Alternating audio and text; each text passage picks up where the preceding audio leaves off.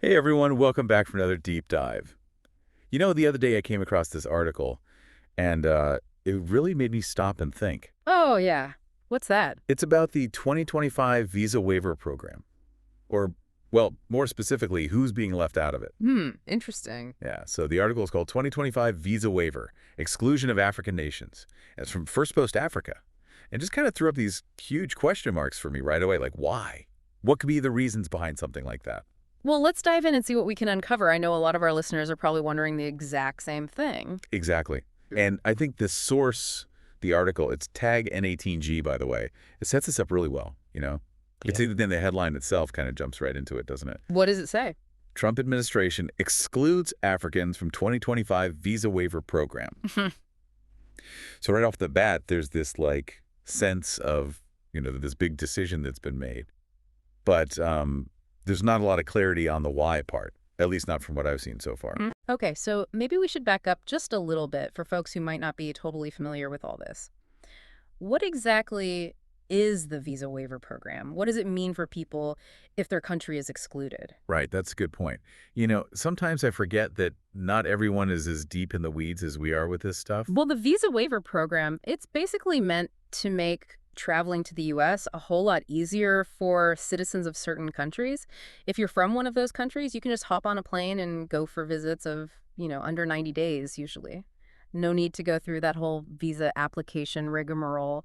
But if your country's not on the list, Yeah, then it's a whole different story. exactly. Lots of paperwork, interviews, waiting, the whole nine yards. It can be a real pain and a deterrent for people who might want to visit the U.S., whether it's for business or pleasure or even family. So when you see something like this, a whole group of nations being excluded, it really makes you wonder what the thinking was behind that. Absolutely. And that's what we're here to try and unpack. Right? Yeah, totally.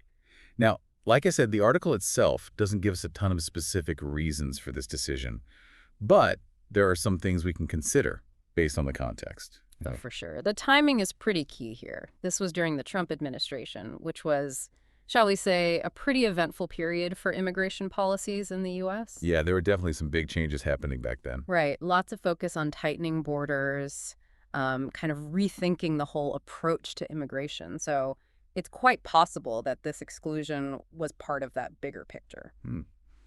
Makes sense. And it's not just about immigration either. Don't forget, this was also a time when global trade relationships were getting, reevaluated, particularly with China. There were tariffs being slapped on, trade deals being renegotiated. It was a whole thing. It was. So you're thinking maybe economic factors played into this visa waiver decision too? Yeah. It's certainly a possibility. We'd need more information to say for sure, but it's something worth considering. I mean, these kinds of policies, they rarely exist in a vacuum, right?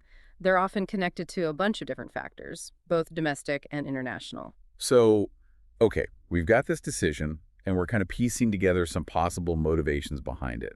But the bigger question for me is, what does this actually mean? What kind of impact does something like this have, both for individuals and on a bigger, global scale? Yeah, that's the crucial part. It's not just about politics, it's about people's lives.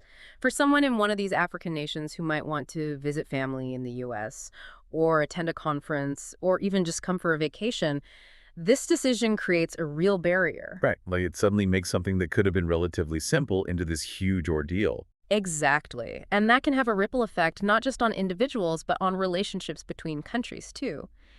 It sends a message, whether it's intended or not.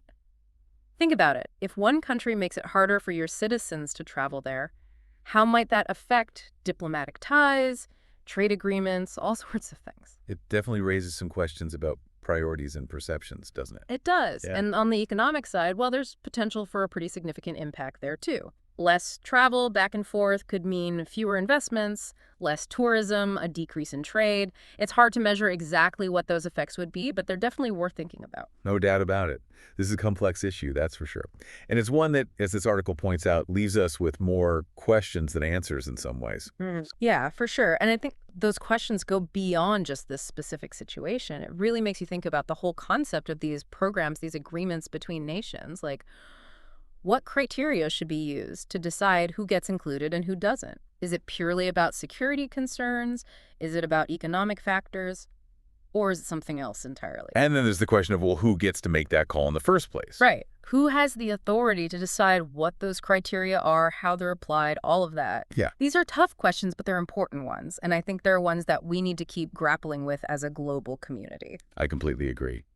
Well, this has been a fascinating, albeit kind of heavy, deep dive, but I think it's been a valuable one. It's given us a lot to think about. Me too. So to everyone listening, I hope this has sparked some curiosity for you. Get out there, do some more digging, see what you can find. These are issues that affect all of us, so the more informed we are, the better. All right. Well, that's all the time we have for today. Thanks for joining us for another deep dive. We'll be back soon with more fascinating topics to explore. See you then.